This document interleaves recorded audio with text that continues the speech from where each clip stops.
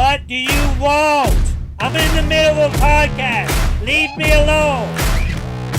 This guy who really is, I think, a bad guy. Russell, I think you are a bad guy. I'm not going to sit here and tell you what you want to hear. I'm going to tell you what the truth. I don't want him knowing where I live. You can hate Russell, but one thing you cannot take from Russell is his ability to play that game. I ain't finished playing just yet. What is going on, everyone? It is Cody Dunlap here from MTV Stranded with $1 million. I'm filling in for Russell today, and in this episode, we're going to talk about Survivor Ghost Island Episode 7, the best episode yet. By far, best episode I've seen of Survivor in a while. Really excited about recapping this one. It went down last night. I'm recording it the next day in between gaps in my classes, out here in the middle of a parking lot in my car, waiting for my next class. Just going to talk Survivor with you all. And yeah, let's get right into it. So the big reaction from the episode is the decision made at Tribal Council. Obviously, came down to Bradley and Libby. And I don't know about you guys, but it caught me off guard to see that they actually voted Bradley out. I was really intrigued by it because, you know, production was really giving us the edit that it was like the number one reason that Bradley could go home is because he's been like annoying people around camp. Such a really weak reason to vote somebody out in today's Survivor where everybody is so like strategy driven. Like everyone has a strategy that's cast on Survivor these days. Everyone knows how to play a little bit. Even the weakest player in today's game would be a stronger player than like, you know, the half the cast, you know, back in the day. And I can't remember a time someone was voted out because they annoyed people around camp other than like season 1 through 5, back when nobody just had a strategy at all to this game. So I thought that that was just something production was feeding us, and oh, they're not really going to vote out someone in their own alliance because that person's rubbing them the wrong way. But as Bradley said at Tribal Council, he likes to play devil's advocate a lot. So I'm going to pull a Bradley here. I'm just going to explain to you a reason why maybe it made sense to vote him out. And honestly, I'm with you guys here. I'm with the majority of people in that you got to vote Libby out. But real quick, devil's advocate, just so that you guys can kind of maybe understand why it went down that way. One thing that Russell always preaches to me is he always says his way of playing is you find people that are loyal to you, people that you can trust, and you ride or die with them. And Russell claims to me that if he can get a group of 4 together, then that's enough. And I kind of buy into that. Like, if you can get 4 people that are ride or die together and you guys can unite, then hell yeah, I'm betting on you guys to make it 4 as a group. Because so many people flip around these days and there's really no loyalty in the game of Survivor anymore. It's actually like acceptable to not be loyal at all and openly not be loyal. So those 4 were kumbayaing on the beach, talking crap about Bradley. We don't know how tight they are. Like, if they are super tight and they end up running this game, those 4 together, talking about Donathan, Libby, and Chelsea, the ones that sent Bradley home, right? Then that's the right decision for them. And Dom ultimately is like he's the main guy on that tribe, really. If he thinks that Bradley is going to go to Chris once they merge, which I don't know. I'm kind of stretching here. I think he would have had Bradley on his side. I don't know, but what I'm trying to say is if those 4 are tight, like tighter than we can understand in a, you know, 5 minute, less than 5 minute, a 30-second clip of them talking on the beach, then that's the right decision. Because if those core are tight, then I understand why they would vote Bradley, you know, out, he's killing their vibes, really, making them feel uncomfortable, making Donathan feeling belittled. He's making everyone feel belittled. But on the flip side, being real, like when I think of somebody who I want to keep around in Survivor, it's really someone like Bradley. Someone who I can always, if I get into a bind after the merge and like I'm the target, like so say Dom in this case is the target, you know, next week, it would be nice to have someone like Bradley around just belittling people and treating them like crap and try to play it into people's emotions and get that emotional vote and vote for the person that they don't like. And then obviously, you know, Bradley's the perfect person you want to take to the final. And to me, each week if I have the opportunity to vote someone out, I'm thinking about, you know, taking out the people that I feel like I might not be able to beat in a final. And to me, Libby's that type of person that, like, you think about if Russell was sitting next to Libby, Libby's going to win. Now, if Russell's sitting next to Bradley, Russell will win.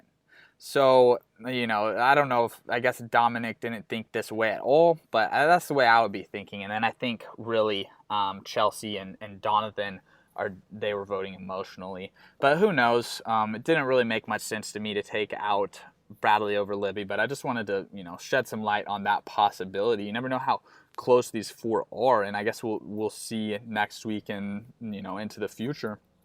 But that was the vote out. I'm going to go through the episode now, starting from the beginning. So, advantages. And the theme of this season is advantage heavy, but we haven't seen a ton of them, especially in the last couple weeks. And it's good to see them come out. It's good to see the idols be found. It was, last week's episode was so slow, and just, that was one that, like, if you binge watch this season 5 years from now, you're going to want to skip over the episode James went home. Really, nothing exciting happened then. So to see 2 idols found was really awesome. And I really wanted to talk about this because me having my experiences filming a show that was produced similar to Survivor, the island setting, you have a group of people interacting, you have, you know, producers, video village. I could really put myself in position to understand how Survivor is produced. And I've also talked to a lot of people who have been on Survivor. Now, with that said, I really can speculate as hard as I want. Whereas, you know, someone like Russell or someone like, Rob and Fishback, they could come out and they can't really say what's going on, even though they know what's going on. I kind of feel like I know what's going on, but I'm allowed to say because I've never played Survivor before and I've never signed any non-disclosures. So I'll talk about the idol finding because a lot of people lose their crap over this on social media. They say, oh, all you have to do is look for an idol and you'll find an idol. So we'll talk about that one first. They're not just looking for an idol and finding an idol. For all we know, Wendell may have been searching for that idol that he found, Eric's cursed idol, the necklace. Or no, sorry, he didn't find that one. He found, I don't know which one he found. Wendell found an idol, right? Wendell and Michael. Wendell could have been looking for 5 full days, day and night. And I'm going to throw this possibility out there. Let's say that he finds it and he finds it at night. And let's say there's not a camera guy on him. Or realistically, Survivor probably has camera guys ready throughout the night. So let's say there's a camera on him, but he finds it at night and it's really just not good footage. It's just crappy footage.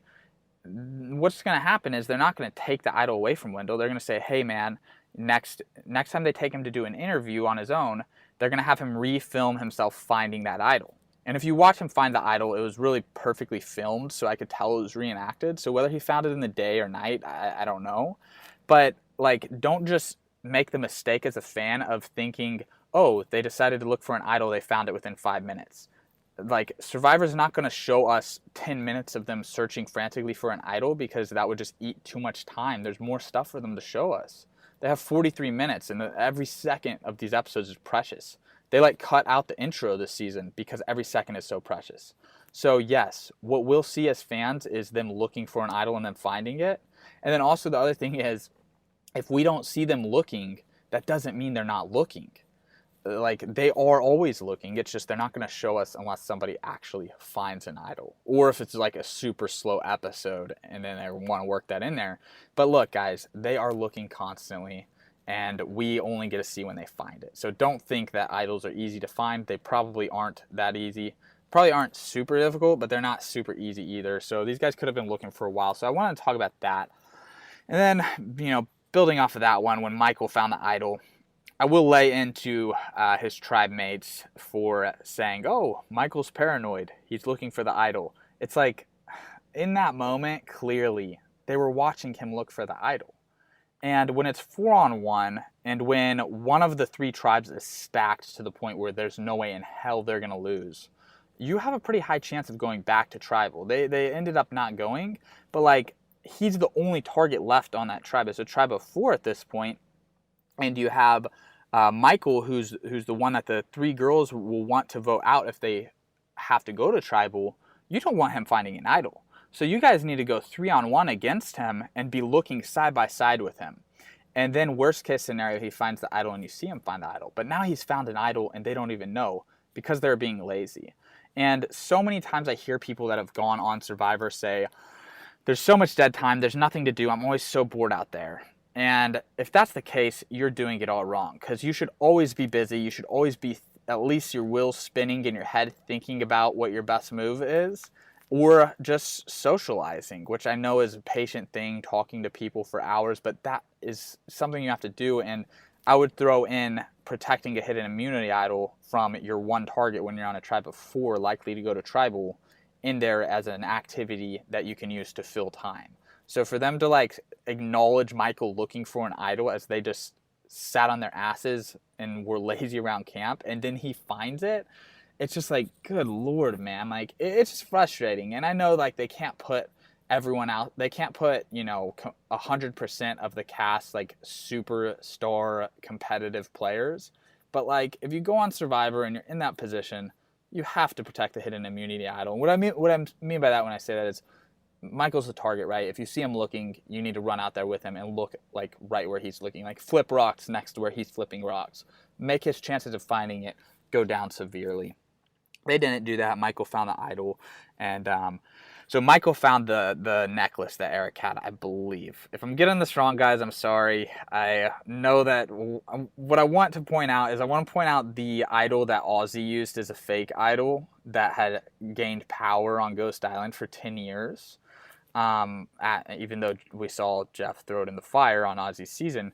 But I wanted to talk about that one because that one is such a powerful idol, guys, because that one is one that you can legitimately use as a fake idol so easily, because all it is a little stick. All you have to do is go out and find a similar looking stick, hide it with that same clue, and whoever finds it isn't going to know the difference. So this is like the perfect opportunity. Obviously you have an idol that's nice and small and easy to hide and carry around, and then you also have the opportunity to make a fake idol that nobody is going to be able to prove isn't fake. Like if somebody finds that clue that explains that idol with a little stick, they're going to think that's the stick. They're not going to be able to tell the difference. So really an awesome opportunity there for Wendell to use that to his advantage. So he now has an actual idol and then the power to use a fake idol. So I think that's all I wanted to talk about for the idols. I think there was, I'm kind of going blank here. Idols. Yeah, I think that's all I really want to talk. Oh, also I'll point out that as a fan, what got me really excited about these 2 idols found is it's 2 of the big players, right? So the way I see so far, and there could be another player emerge after the merge, but so far I would say Wendell, Michael, then Chris and Dom in their rivalry. Those are the 4 like top game players where they're really going after it. And it's cool to see the idol fall on their hands, 2 of their hands, because that's the thing. Like a lot of people complain about too many advantages. The truth is, advantages are awesome. Like if there were no idols and no advantages, it would be so boring. Like this last tribal council last week, if there was an idol, that would have been so much more fun. But it was really boring tribal because James went home and that was that. But if like there was an idol played, that would have been awesome. Even if it was played on the wrong person, it's still exciting to, anticipate. But it's not that advantages suck. It's that advantages suck when like random people that are relevant to the show get them. So for 2 of the stars to get idols, Michael and Wendell, who are 2 of my favorite 3, my top 3. I'm rooting for Chris as well. But they're both relevant characters. You can't argue that, whether you like Wendell or Michael or not. They're relevant characters. So that is awesome as a fan, and I can't wait to see how they use them in the future post-merge. All right, so those weren't the only 2 advantages. This was like insane because there's like 3 advantages that came out within a span of like 15 minutes. It was ridiculous, but it was exciting. So Kellen, who's sent to Ghost Island. Okay, before we get to that, we'll talk about Kellen. But before that, what sent her to Ghost Island was the reward challenge, right? A couple of things went down at the reward challenge. You have Bradley belittling Donathan. And the truth is, if you watch that challenge, I'm a challenge beast. I didn't lose a single challenge on Stranded. I'm one of the only people to ever go on an MTV competition show and be undefeated in challenges, to never lose. And like, I live for these challenges. I'm a freaking competitor. And when I watched it, when Bradley called out Donathan, idiot move. Bradley's an idiot. He has a horrible social game. We all know that. But he was spot on. Donathan was pulling his rope when he shouldn't have been pulling that rope. And like, it would have pissed me off too, but I would have been able to have the self-control. Just because I'm so competitive, I know that the social side of the game is huge, and that's a 24/7 thing. You can't slip up. Bradley obviously slipped up like on the reg, but Bradley was completely right. Donathan pulling the rope. Donathan's frustrating as a competitor if you're relying on him to win things for your tribe. But their strategy in that was spot on. Like that's how like I'm in the army, and we do like team building exercises that are kind of similar to some of these challenges. And a lot of times these exercises require, they require thinking outside the box, being creative.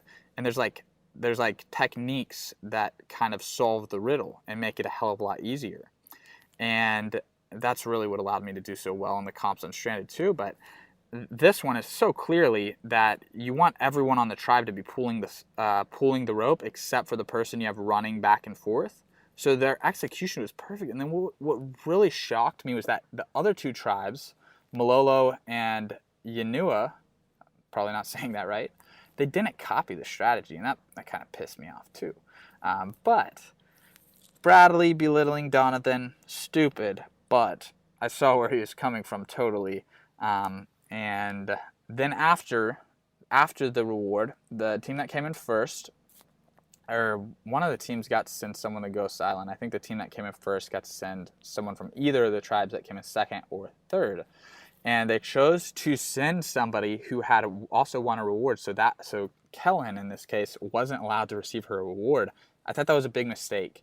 And not a lot of people make a big deal out of these scenes where Jeff is talking to the tribes. But like, if you're on Survivor and you're truly trying to win, and you're putting winning above all else, you don't want to reveal yourself as a strategist at tribal council or in these little like interviews they do as a group before challenges and after challenges and stuff. You don't want to show your hand. And you also don't want to piss people off. Like, you want to, anytime you have to choose someone to go with you on a reward or somebody to not get a reward, you don't want to piss people off. So I don't get why they didn't pick somebody from the tribe that didn't have a reward. And then I don't get why. I also had a little bit of a problem with them saying we want to keep Ghost Island a secret, so we're gonna pick someone who's already been. I think what they should have done there is, that's good logic. That's good that they're thinking that, but you don't need to state a reason for nominating her. That's just another time that the rest of the cast sees you thinking outside the box, thinking with logic, thinking with reason, and you don't want to show yourself as a game player. And a bigger example of this earlier in the season would have been Chris. I mean, he had a hell of a tribal council when he used his idol unsuccessfully, but the lie he told was so convincing, and he basically exposed himself as an elite player. Or sorry, not Chris. Sorry, guys. Michael, the 18-year-old. I got that wrong. But he exposed himself as such an elite player, and in my mind, that wasn't really like that important at that point in the game to execute that tribal council. So I don't know. I just think whenever what it is players want to show off, and they want to be big stars on the show, and they want to always be having strategy and big moves. We're in the big moves era, and I just feel like there's no need at all, if you're really trying to win, to give Jeff a super intellectual answer, or in this case, give Jeff great reasoning for why you're sending someone to Ghost Island. Should be making it seem like you pulled a name out of a hat. Anyways, Kellen gets to go to Ghost Island. She decides to risk her vote to get, ends up being a bonus vote. And it was 2/3 chance. And I have a couple conspiracy theories about Ghost Island after she successfully gets this advantage now, because Ghost Island, obviously, the producers can decide if somebody gets to play or not play, which I don't like that, because that's obviously a easy way for them to rig it. But hey, it's part of the game. It's part of the game. I won't get into that too much. But another way that producers could rig it is that advantage could have been in all three of those pieces of bamboo. It's said that it's in 2 out of the 3, but it could have easily been in all 3. And it makes me wonder if we're going to see anyone risk their vote and then lose their vote, or if producers are just trying to get these advantages in the game based on, if there's based on how many other advantages are actively in the game. But she gets it. She gets the extra vote. It'll be interesting to see how she uses that, if she does or not. I'm just glad Michael and Wendell got the idols, because those two guys this is going to be entertaining to see how they use them. And then obviously Dom has the, what does he have? The legacy advantage that he's able to use next week. But that is what we've gone through: the reward advantage, then immunity challenge. I don't think there was too much that went down at the immunity challenge. It's kind of weird how the challenges aren't, to me, I don't know how you guys feel, but the challenges aren't like super entertaining anymore.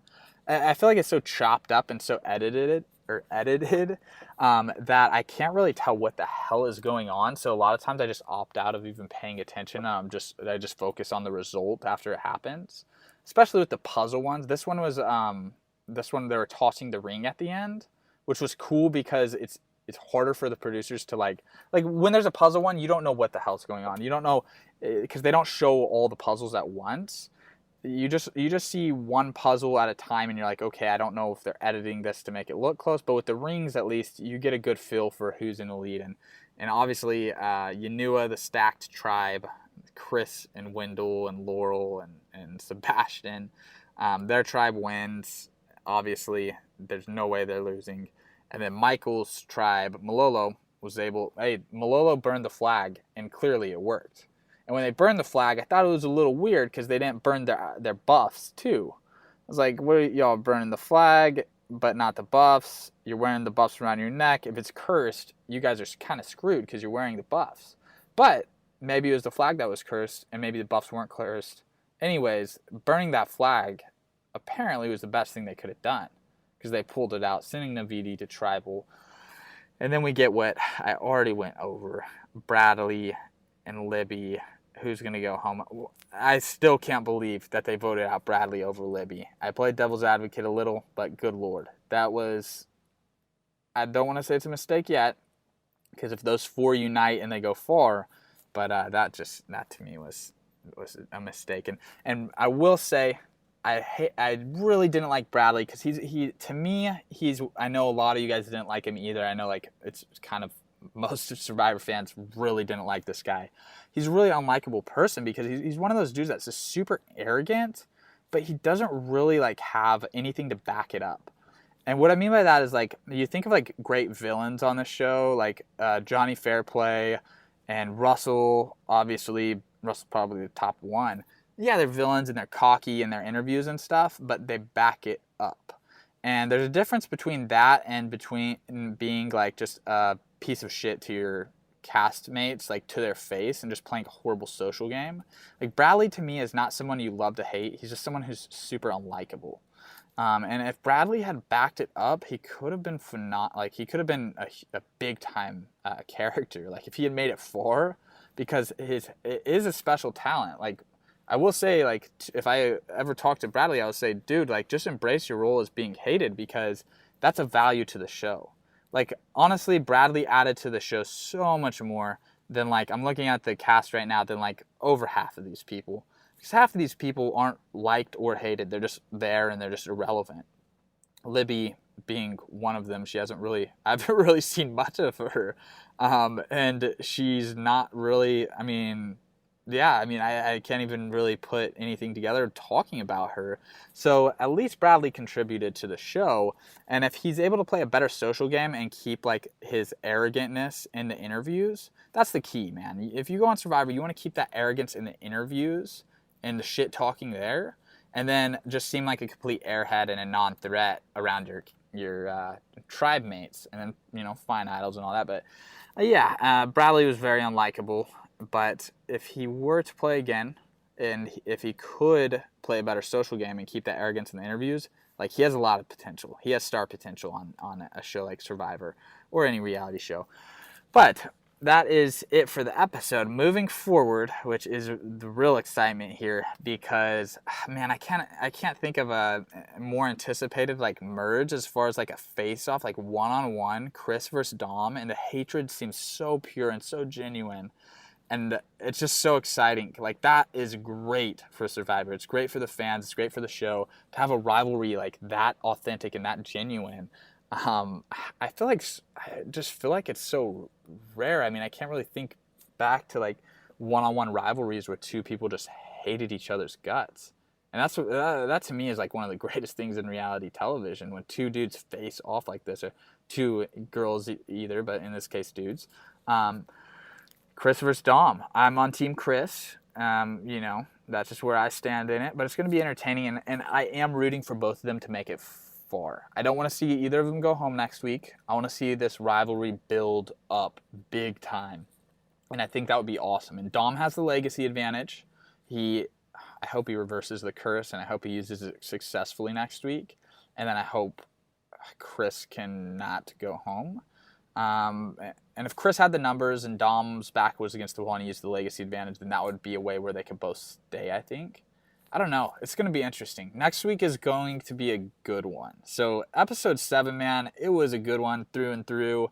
And then the trailer for episode 8, it looks phenomenal to me.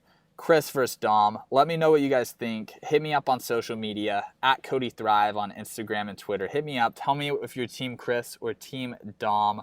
And that's all I have for this episode. Thank you so much for listening. I will see you all next week. And until then, keep hope alive.